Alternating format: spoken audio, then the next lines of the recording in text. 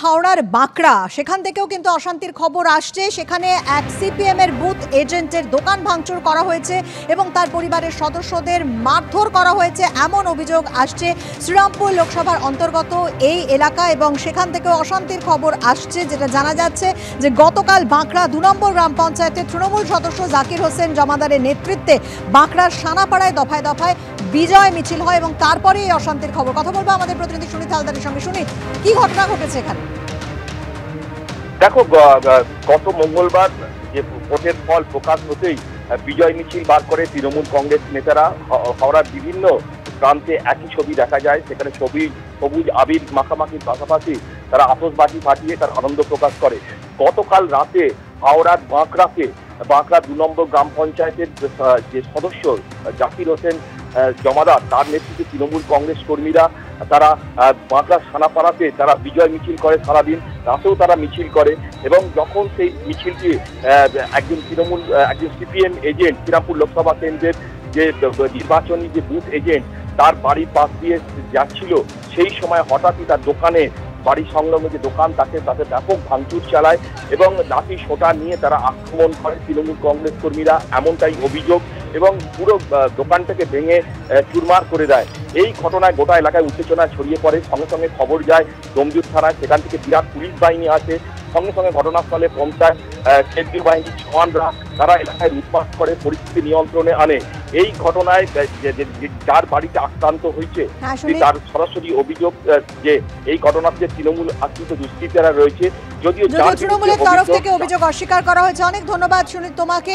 সুতরাং আপনারা দেখতেই পাচ্ছেন যে একের পর এক অশান্তির খবর, 2 জায়গার ছবি আপনারা দেখছেন।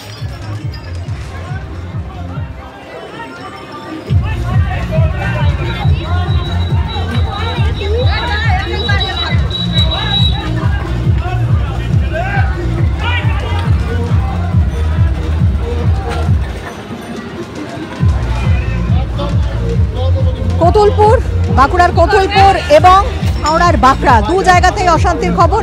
এক জায়গায় তৃণমূল বিজেপি সংঘর্ষ আর অন্যদিকে তৃণমূলের সঙ্গে সিপিএম।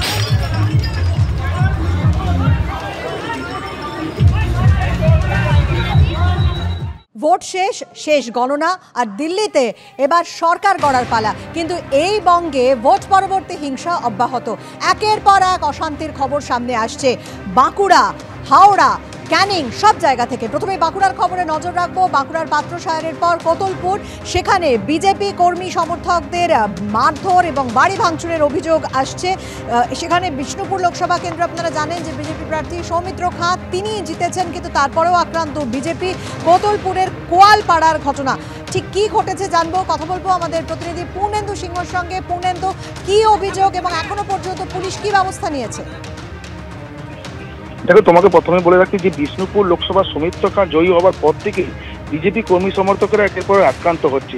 কতুলপুর কোয়ালপাড়াতে যেমন তৃণমূল কর্মী সমর্থক যে অভিযোগ উঠছে যে তৃণমূল কর্মীরা সেই সময় বিজেপি কর্মী সমর্থকদের বাড়ির সামনে আতশবাজি ফাটায় এবং বিজেপি কর্মীরা প্রতিবাদ করতে গেলে তৃণমূল যেটা বিজেপি কর্মীদের অভিযোগ যে তৃণমূল কর্মী সমর্থকরা লাঠি সোঁটা নিয়ে এসে তাদের বাড়ি ভাঙচুর এবং তাদের মাথা ফাটিয়ে দেওয়া হয়, এরকমই অভিযোগ আসছে। ঘটনাস্থলে কতুলপুর থানার পুলিশ গিয়ে দুপক্ষকে সামাল দেয়। এখন পরিস্থিতি অনেকটাই নিয়ন্ত্রণে এসেছে। কিন্তু বারে বারে যে এই যে সৌমিত্র খাঁ জয়ী হওয়ার পর বিজেপির তরফ থেকে যে অভিযোগ করা হচ্ছে, একদিকে যেমন পাত্রসার, এদিকে কতুলপুর, দিকে দিকে এরকম হামলা চালাচ্ছে তৃণমূলের তরফ থেকে যে ওঠা অভিযোগ তৃণমূল অস্বীকার করছে। তৃণমূলের তরফ থেকে যেটা জানানো হচ্ছে যে কম মার্জিনে জয়ী হয়েছে বলে সেটা গোষ্ঠীদ্বন্দ্বের কারণে এই ঘটনা ঘটেছে। ধন্যবাদ পূর্ণেন্দু। অর্থাৎ সৌমিত্র খাঁ বিজেপির প্রার্থী, তিনি জিতেছেন বিষ্ণুপুর কেন্দ্র থেকে। তারপর থেকেই আমাদের প্রতিনিধি যেমন আমাদের জানাচ্ছে যে উত্তপ্ত হয়ে উঠেছে বাঁকুড়ার বিভিন্ন জায়গা। পাত্রসাহের ঘটনার পর এবার কতুলপুর, সেখানে মাথা ফাটলো বিজেপি কর্মী সমর্থকদের এবং তাদের বাড়ি ভাঙচুরও করা হয়েছে।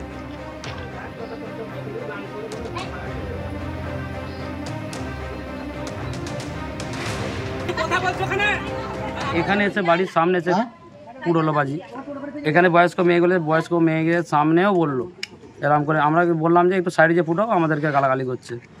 বাড়িতে ইয়ে করবো, সন্দেশ খালি করে দেবো, এই করে দেবো, বাড়ির থেকে মেয়ে তুলে নিয়ে গিয়ে রেপ করে কে দেবো। কে কে বলছে এটা? তৃণমূলের নেতারা। কি নাম? কি নাম? নবাড়ি, শুভবাড়ি। দেখলাম অনেক ঘর ভাঙচুরও হয়েছে, কি বলবো? ওরাই করেছে। আর ওই মাথাও ফেটে গেছে কয়েকজনের। ওরাই হচ্ছে মেরেছে। ওরাই এসে সব ছোড়াছুড়ি করলো, সব কিছু করলো। ঠিক আছে। আমরা বলতে গেলাম, ওর জন্য আমাদেরকে মারধর করলো সবাই মিলে। তৃণমূলের এখানকার যারা লোকজন আছে তাদের দোকান কাটা, তারা হেরেও বিজয় উৎসব করছে, হেরেও তারা ইয়ে করছে, তাদের লজ্জা বলে কোনো জিনিস নেই। যাক, তারা বিজয় উৎসব করবে কি না করবে তাতে আমাদের কিছু যায় আসে না। 3-4 কর্মীকে তাদের বারণ করতে গিয়ে তাদেরকে মাথা ফাটিয়ে দিয়েছে, মেরেছে। এর প্রতিকার কি করে করতে হয় সেটা আমরা দেখিয়ে দেবো। এরপরেও যদি এই ধরনের পুনরাবৃত্তি হয়, মার্কা বদলা মার দিয়ে হবে। সম্পূর্ণ মিথ্যা এবং এর কোনো ভিত্তিহীন। এটা একটা মানে কী বলবো, এখানে আমরা এই জাতীয় রাজনীতিতে তৃণমূল কখনোই বিশ্বাসী নয়। এটা তৃণমূলের কালচার নয়।